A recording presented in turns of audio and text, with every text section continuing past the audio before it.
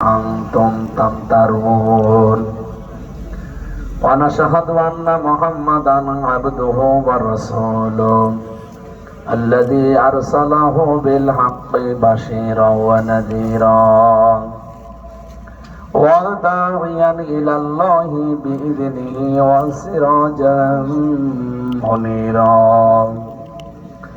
জবান খুলে পড়েন আউযু বিল্লাহি মিনাশ শাইতানির রাজিম বিসমিল্লাহির রহমানির রহিম ইন্নাল্লাযীনা ইয়াশতারুনা বিআহদিল্লাহি ওয়া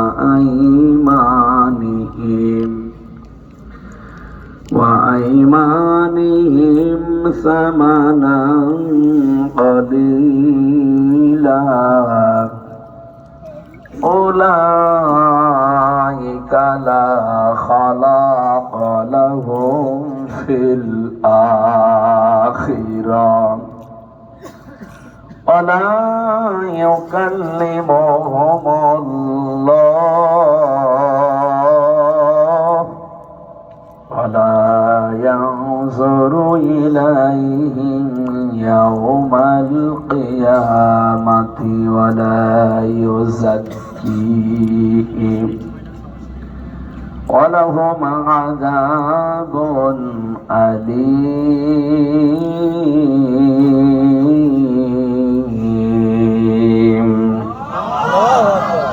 صدقت يا ربنا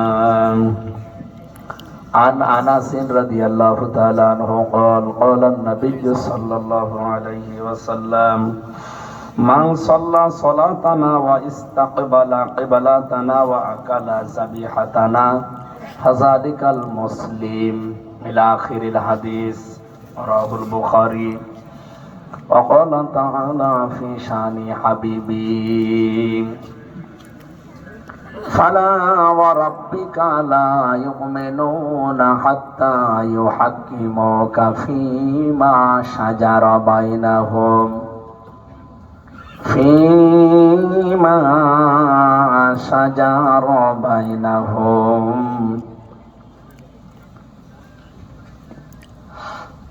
ثم لا يجدوا في أنفسهم حرجا مما قضيت ويسلموا تسليما اللهم صل على سيدنا مولانا محمد وعلى آل سيدنا مولانا محمد আলহামদুলিল্লাহ। হ্যাঁ গল্প হয়েছে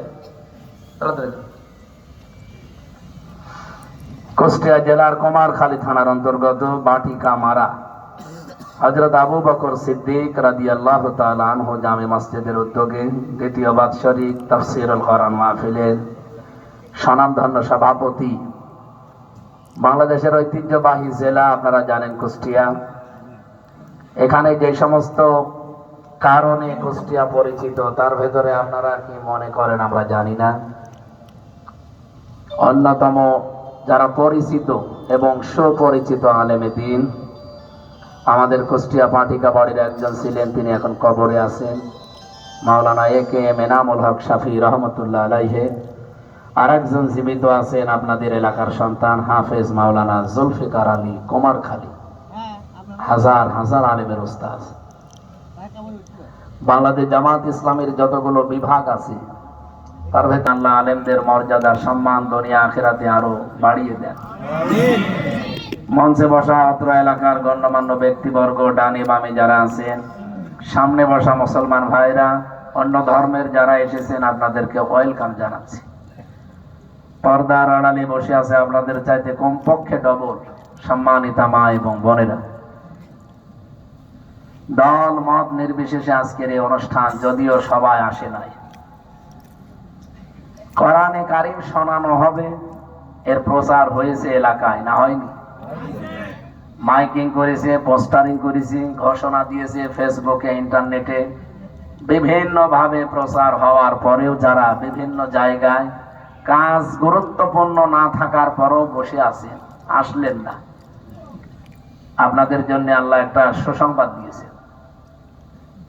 প্রশ্ন আসতে পারে, আল্লাহ সুসংবাদ দিলেও যারা আসে নাই, না আসায় তো ভালো ছিল। আল্লাহ রাব্বুল আলামিন বলেন, ইয়াসমাউ আয়াতিল্লাহি তুতলা আলাইহি সুম্মা ইউসিররু মুস্তাকবিরান কাআল্লাম ইয়াসমাহা ফাবাশশিরহু বিআযাবিন আলীম। সূরা জাসিয়াতের 8 নম্বর আয়াতে আছে, হে নবী, যে মানুষগুলো শুনেছে যে কুমারখালী, বাটিকামারা মসজিদের উদ্যোগে কোরআন শোনানো হবে, কথা বলতে আসবেন অমুক অমুক, এটা প্রচার করার পরেও যে মানুষগুলো আসলো না, সুম্মা ইউসিররু মুস্তাকবিরান, তারা নিজেদের জায়গায় অহংকার করে অটল হয়ে বসে আছে, কেউ চার দোকানে, কেউ বাড়িতে, কেউ বিভিন্ন জায়গায় এখনো গীবত করছে। আপনার যদি বিশ্বাস না হয় চলেন আপনি, যে দেখেন সেখানে এখনো পর্যন্ত গীবত চলছে। আমির হামজা এসেছে তো দল করে, রাজনীতি করবে। এই যে আপনি আমার অগোচরে এই কথাটা বললেন যাদের সামনে, এটা কিন্তু গীবত। কারণ এই কথা শুনলে আমি রাগ করতাম। কি কথা বলে না কেন? সাহাবী প্রশ্ন করলেন, হে নবী, গীবত কাকে বলে? আল্লাহর নবী বললেন, তোমার ভাইয়ের অনুপস্থিতিতে তার ব্যাপারে এমন কোন কথা বললে যেটা শুনলে সে রাগ করত। আপনি চার দোকানে বসে বসে এমন কথা আমার নামে বললেন যে কথা শুনলে আমি আসলে রাগ করতাম, এইটাই গীবত। এরকম গীবত এই এলাকায় আজকের দিনে হয়নি, হয়েছে মানে এখনো হচ্ছে। এই যে যারা আসলো না, হয়তো বিভিন্ন ট্যাগ আমার নামে দিয়েছে, এই সমস্ত কথাগুলো আমার নামে চালিয়ে যারা অহংকার করে আসলেন না, আল্লাহ বলেন কেন? কাল্লাম ইয়াসমাহা, মনে হয় ওরা শোনেই নাই, মনে হয় ওরা এই আওয়াজগুলো, এই যে প্রচার হয়েছে, আমার মনে হয় 2-3 দিন তো মাইকিং হয়েছে, 4-5 দিন মাইকিং করেছে, এলাকায় কয়েক কিলোমিটার জুড়ে পোস্টার করেছে, অন্তত 10 কিলোমিটারের ভেতরে। যদিও মাওলানা বলছে অত্র এলাকায় মিলে আজকে 3টা অনুষ্ঠান, তারপরেও যত মানুষের কর্ণকুহরে আওয়াজগুলো গেছে, এখানে আসলে এরকম 2টা প্যান্ডেল লাগতো। যারা এই যে আসলেন না, বিভিন্ন রকমের কথা আমার উপরে লাগিয়ে আপনি কি করলেন? ফাবাশশিরহু বিআযাবিন আলীম, আল্লাহ বলেন যন্ত্রণাদায়ক আযাবের সুসংবাদ দিন। এবার নেন, যন্ত্রণাদায়ক আযাব কারে বলে আপনি বোঝেন?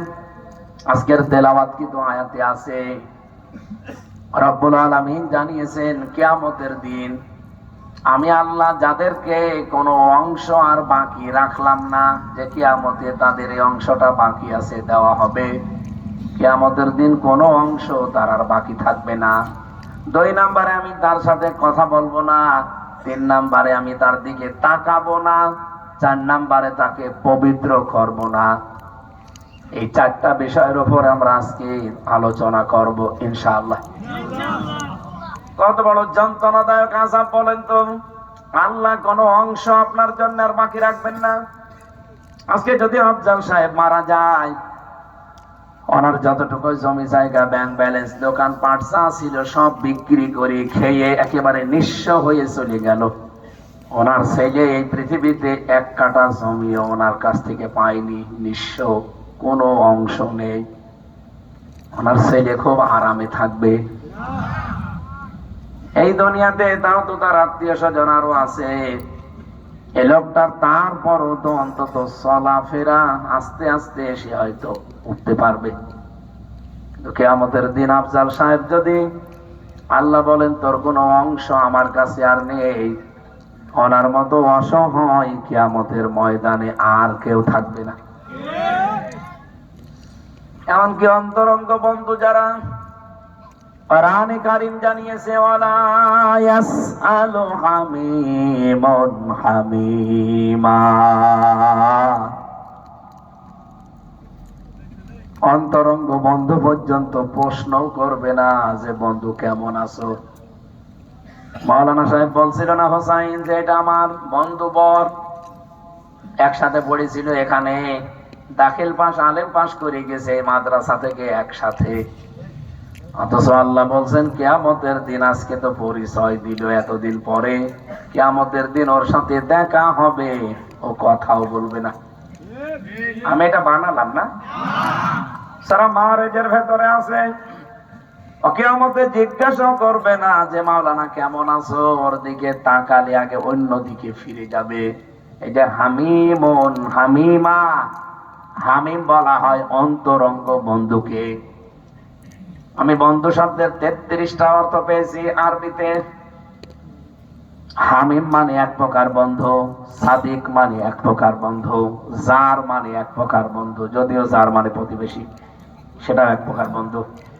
হাবিব মানে এক প্রকার বন্ধু, খলিল মানে এক প্রকার বন্ধু, অলি মানে এক প্রকার বন্ধু। 33টা শুধু আরবি আছে বন্ধুরই। এর আবার ভাগ ভাগ আছে, কোন শব্দটা আপনি কোন জায়গায় ব্যবহার করলে পারফেক্ট হবে। যেমন আমাদের নবীকে শুধু একমাত্র হাবিব বলা হয়, পৃথিবীর কোন নবীকে কিন্তু আল্লাহ হাবিব বলে নাই। হাবিব মানে এমন বন্ধু যার জন্য আমার আল্লাহ সব কিছু করতে পারেন, তার নাম আরবিতে হাবিব। সুবহানাল্লাহ। অধিক প্রিয় বন্ধু।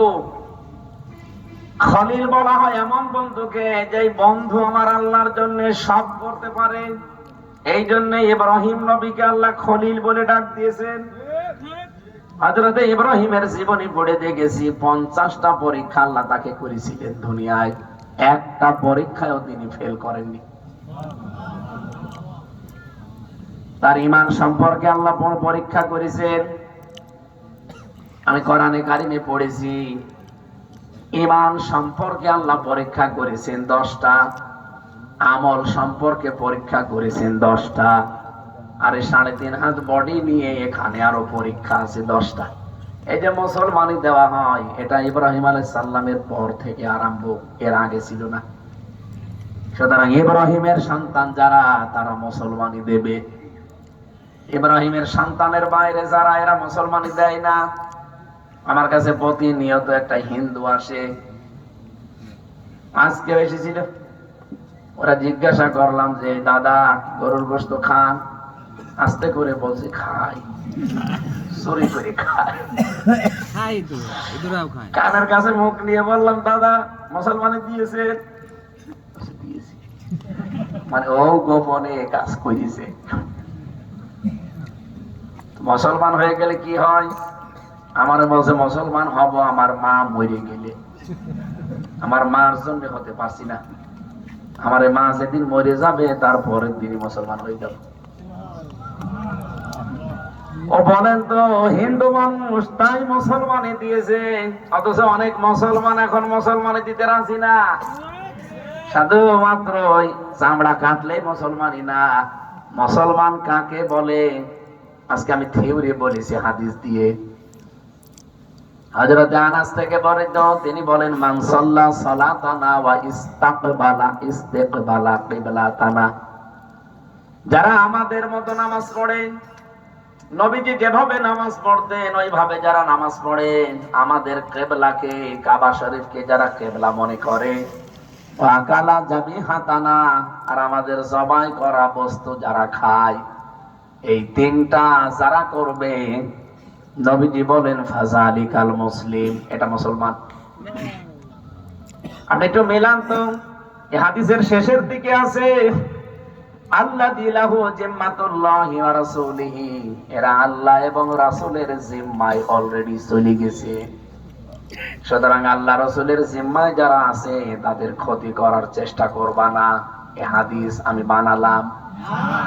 সুতরাং বাংলাদেশে এই 3টা থিওরি যারা মানবে নবীজির ভাষায়, তারা মুসলমান।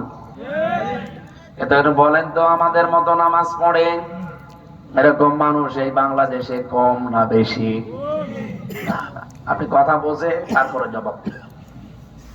মান সাল্লা সালাতানা, যে ব্যক্তি নামাজ পড়ে আমাদের মতো।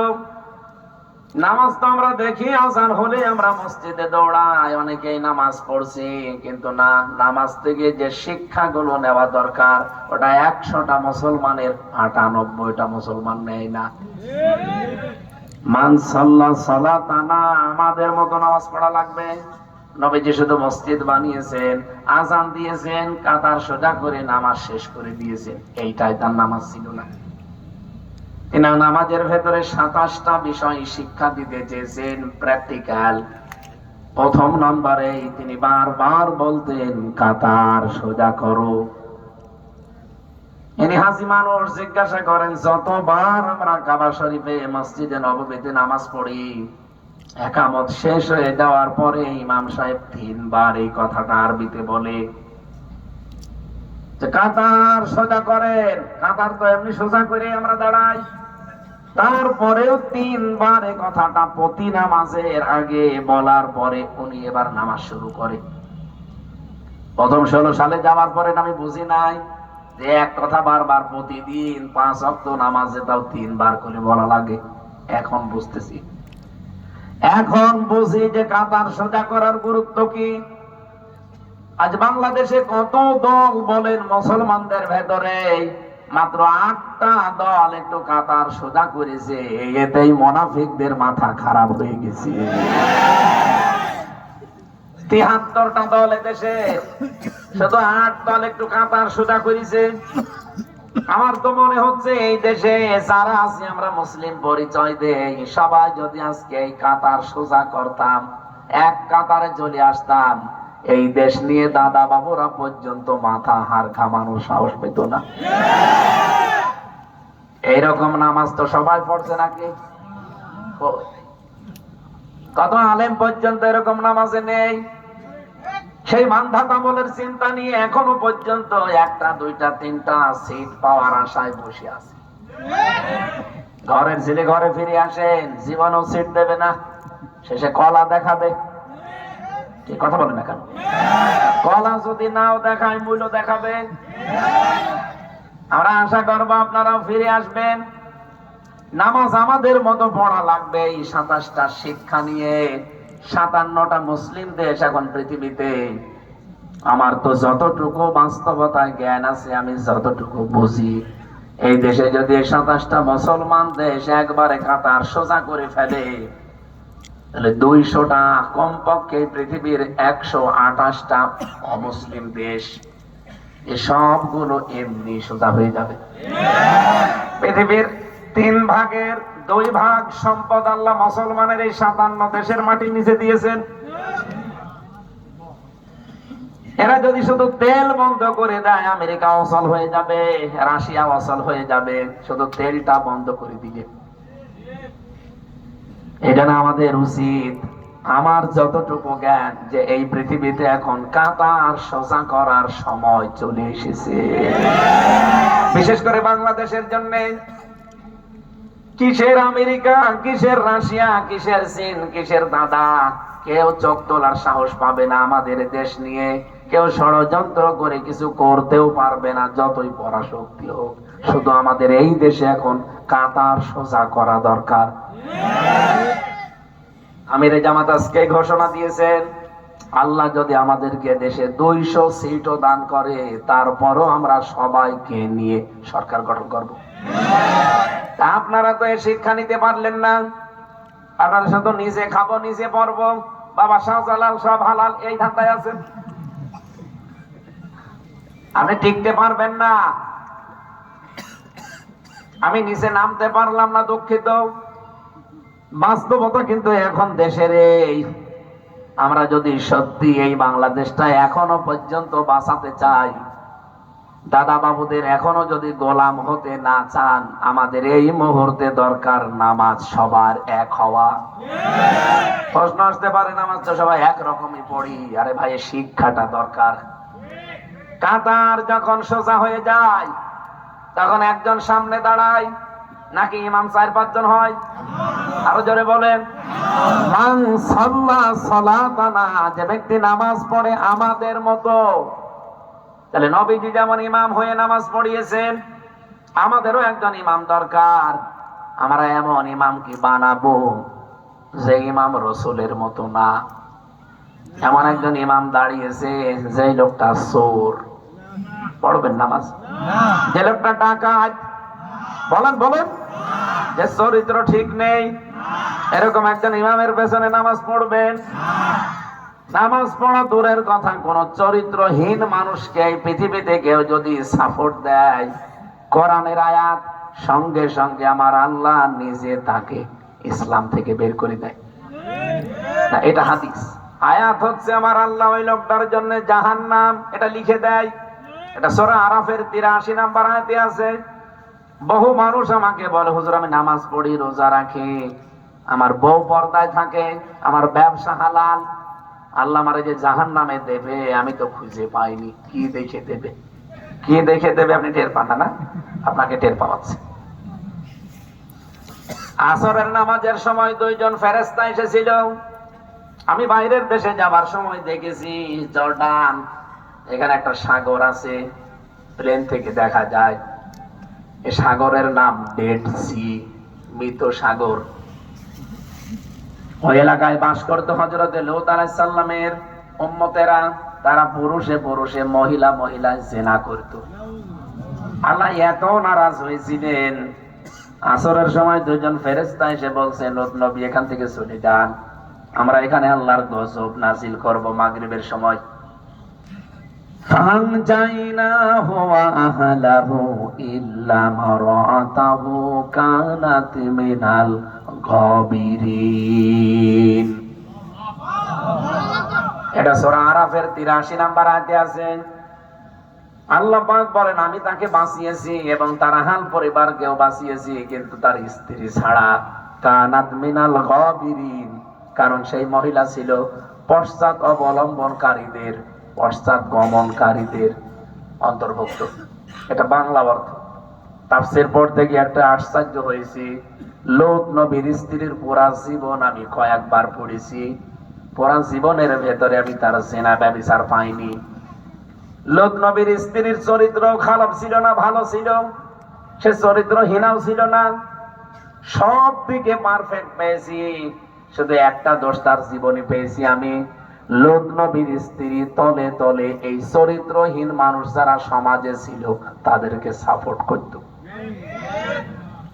কমার খালি বাঁশি আপনি মনে করতে পারেন এটা নিজেদের স্বার্থে বলছে না, কোরআনের আয়াত না হলে বলতাম না। আল্লাহর কসম, এটা 8 নাম্বার পারা 20 নাম্বার পৃষ্ঠার 3 নাম্বার লাইনের 83 নাম্বার আয়াতে আছে। যে কোনো তাফসীর দেখতে পারেন। লূত নবীর স্ত্রীর চরিত্র ভালো, সে চরিত্রহীনা না, সবকিছু ওকে। আল্লাহ গজব নাজিল করলেন, তাকে ধ্বংস করে দিয়ে জাহান্নামে পাঠিয়ে দিলেন। কারণ কয়টা? আরো জোরে। সে ভালো, কিন্তু দলে দলে চরিত্রহীন মানুষ যারা, ওই যে পুরুষে পুরুষে, মহিলা মহিলায় জিনা করত, এদেরকে সাপোর্ট দিত। আজ যারা বাংলাদেশে বলে আমি নামাজ পড়ি, রোজা রাখি, আমার বউ পর্দায় থাকে, আমার ব্যবসা হালাল, আমার জাহান্নামে দেবে আল্লাহ, কি বলেন আপনি? দেবে কেন? টের পাচ্ছেন? আপনার সব ভালো আমিও জানি, কিন্তু আপনি তলে তলে চরিত্রহীন মানুষকে সাপোর্ট করেন। চরিত্রহীন মানুষ দেশে নেই। আরো জোরে বলেন।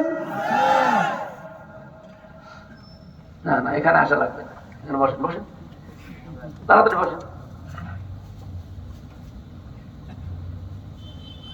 এরপর আপনার বিবেকে যা বলে আপনি তাই করেন।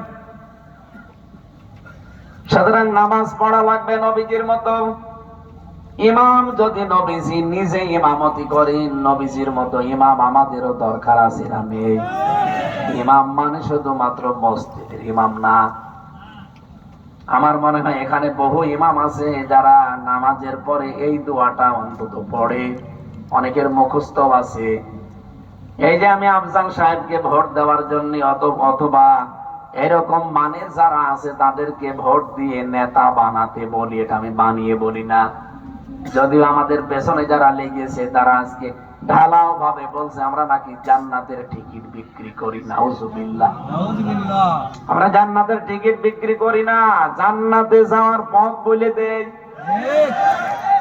এটা পাবেন সূরা ফুরকান 19 নাম্বার পারা 5 নাম্বার পৃষ্ঠা 6 নাম্বার লাইনে 74 নাম্বার আয়াতে আছে, والذين يقولون ربنا هب لنا من أزواجنا وذرياتنا قرة أعين واجعلنا للمتقين إماما। এর শেষের এই শব্দটা ওয়াজআলনা, ওয়াজআলি নেই, ওয়াজআলনা। হে আল্লাহ তুমি আমাদের জন্য বানাও, ওয়াজআলনা লিল মুত্তাকিনা ইমামা, আমাকে তুমি বানাও মুত্তাকিদের ইমাম, নেতা।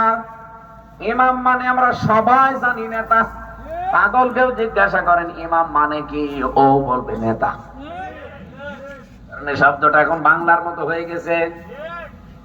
তাহলে মুত্তাকি মানুষদেরকে নেতা বানানো লাগবে, এ ঘোষণা এখন আমি বানালাম। কার? আরো জোরে বলে। একটা মসজিদের ইমাম নেওয়ার জন্য যদি মাথা থেকে পা পর্যন্ত দেখা লাগে, এমনকি তার বউ পর্দায় থাকে, এইটাও খোঁজ খবর নেওয়া লাগে। যদিও বাংলাদেশের কোন মসজিদ পাবেন না যে মসজিদের ক্যাশিয়ার ইমাম সাহেব, এমনকি দান বাক্সের যে চাবি এইটাও ইমামের কাছে মুসল্লিরা দেয় না, ওটা দিয়ে রাখে ক্যাশিয়ারের কাছে। কথা বলছে না কেন? কয় টাকায় আসে, তারপরও ইমামের কাছে, মুখাদেমের কাছে, এমনকি খতিব যিনি তার কাছে আপনারা চাবি পর্যন্ত দিতে রাজি না। কিন্তু একজন মানুষ যখন বিশেষ করে এমপি হবে, একজন মানুষ যখন মেয়র হবে, উপজেলা চেয়ারম্যান হবে, কোটি কোটি টাকা তার কাছে বাজেট আসবে। আপনার বিবেককে জিজ্ঞাসা করে বলেন তো, একজন এমপির চরিত্র, একজন মেয়রের চরিত্র, একজন উপজেলা চেয়ারম্যানের চরিত্র একটা ইমাম সাহেবের চাইতে 100 গুণ ভালো হওয়া লাগবে। এটা যদি কেউ রাজনীতি মনে করেন, এদিকে আসেন, আপনাকে নামাজ পড়াচ্ছি। আপনি নামাজে কি বলে আসলেন? ওয়াজআলনা লিল মুত্তাকিনা ইমামা। ও কুমারখালীবাসী, আমি আমার ঈমান থেকে বলছি, এবার যদি সিদ্ধান্ত নিতে ভুল করেন, এতদিন পস্তিয়েছেন, এবার পস্তাবেন না। এমন কিছু শুরু হবে যার কোনোদিন শেষ হওয়ার মতো না। আল্লামা সাইদি রহমতুল্লাহ আলাইহি বলেছিলেন যে পশ্চিম গগনে এমন কালো গাঢ় ঘন এমন মেঘ জমাট বেঁধেছে যার সবিহে সাদিক হওয়া অসম্ভব, তারপরও তো আল্লাহ সম্ভব করে দিয়েছেন। এবার যদি এ কালো মেঘ আসে, আপনি বুঝবেন এ কালো মেঘ আর সম্ভবই হবে না। এজন্য ইমাম নিয়োগ করার ক্ষেত্রে, নেতা নির্বাচনের ক্ষেত্রে, এটা দুনিয়ার বিষয় হলে আমি বলতামই না। লূত নবীর স্ত্রী চরিত্রহীনদের সাপোর্ট করার কারণে নিজে ভালো, তারপরও যদি জাহান্নামে যায়, আপনি ভালো, আমিও জানি, আপনি নিজেও জানেন আপনি ভালো, এমন মানুষকে সাপোর্ট করেন, রায় দেন, সাক্ষী দেন, ভোট দেন, যার চরিত্র আপনি নিজেও জানেন ভালো না, যার চরিত্রের ভেতরে চাঁদাবাজি পাওয়া যায়, যার চরিত্রের ভেতরে জেনা পাওয়া যায়। এক কথা বলছেন না, আপনি জেনে শুনে যদি এরকম একটা জায়গায় সাক্ষী দিয়ে দেন, শুধু বিড়ি আর চা আর কিছু টাকা পেয়ে, আপনার মাথার উপরে হয়তো 200 টাকা খরচ করবে, 5 বছরে আপনার মাথার উপরে 20,000 টাকা উপায় করবে। এই টাকাগুলো কিন্তু আসবে আপনার মাথার উপরে 20,000 টাকা করে। মনে করেন 200 টাকা যে খরচ করেছিল ওইটা হালাল করার জন্য এখন 19,800 টাকা আল্লাহ রাস্তায় খেয়ে ফেলবে। সবগুলো বোঝার পরও যদি এখন আপনি ভুল করেন, যান বাড়ি চলে যান। মান সাল্লা সালাতান, এই জন্য সালাত বা নামাজ আদায় করা লাগবে আমাদের মতো, তার মানে নবীজির মতো। ওনার মতো ইমাম নিয়োগ করা লাগবে, ওনার মতো নেতা বানানো লাগবে। কেবলা আমরা যেদিকে মনে করি কাবা শরীফ, কেন কাবা শরীফকে কেবলা মানবো বলে? শুধু পড়েছি এই হাদিসটা, জীবনে বহুবার চিন্তা করেছেন কোনদিন? ইস্তিকবালা কিবলাতানা, আমাদের কেবলাকে যারা কেবলা মনে করে, কেন কাবা শরীফকে কেবলা মনে করা লাগবে? সূরা আলে ইমরানের ৯৭ নম্বর আয়াতে এই তথ্যটা পাবেন। এদিকে তাকান। আল্লাহ রাব্বুল আলামিন বলেন, ইন্না আউয়ালা বাইতি উযিআ লিন-নাসি লাল্লাযী বিবাক্কাতা মুবারাকান ওয়া হুদাল লিল আলামিন ফীহি আয়াতুম বায়্যিনাতুম মাকামু ইব্রাহিম ওয়া মান দাখালাহু কানা আমিনা ইলা আখিরি আয়াত। আমি পুরাটা বলতে চাই না, শুধু শিক্ষাটা।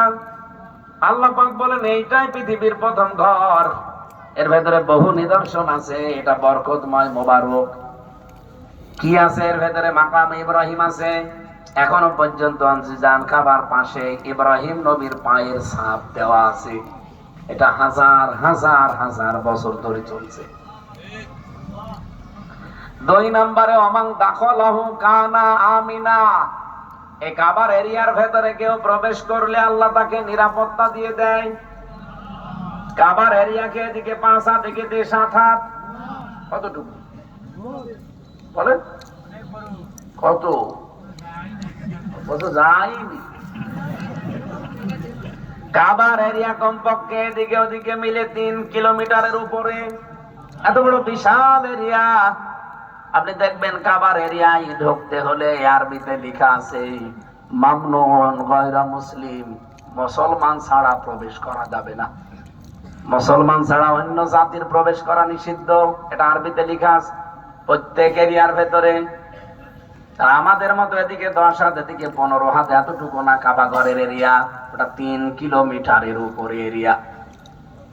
এই এলাকার ভেতরে কেউ যদি প্রবেশ করে, আল্লাহ বলেন সে নিরাপত্তা পেয়ে গেছে। আমার প্রশ্ন, কাবার এরিয়ার ভেতরে আমি মারামারি, গন্ডগোল, হট্টগোল আজও পাইনি, শুনিওনি, কিন্তু কাবার এরিয়া পার হয়ে আমি চুরি পর্যন্ত পেয়েছি, মোবাইল হারিয়ে গেছে। আমার প্রশ্ন এখানে, কাবা শরীফের ভেতরে আল্লাহ যে নিরাপত্তা দিলেন, কেন দিলেন? এত বড় বিশাল এরিয়াটা ৩ কিলোমিটার আল্লাহ নিরাপত্তা দিয়ে ঢেকে রেখেছেন কেন? কয়েকটা জবাব পেয়েছে তাফসিরে। ১ নম্বরে, কাবার এরিয়ার ভেতরে কোনো শিরিক নেই। আপনি কি গেছেন কোন? তো বলতো ঠিক, কোন এলাকায় আসলাম? পাবনার পাশে নাকি? পাশে, এই জন্য এরকম উল্টা পাল্টা উত্তর দিচ্ছে। পাবনার লোক আবার একটু ঝামেলা আছে, কারণ ওখানে কি যেন আছে, পাগলা কারা। আমাদের কুষ্টিয়াতে অন্তত এটা নেই। আপনারা উত্তর দেবেন বুঝে শুনে। এবার তাকান,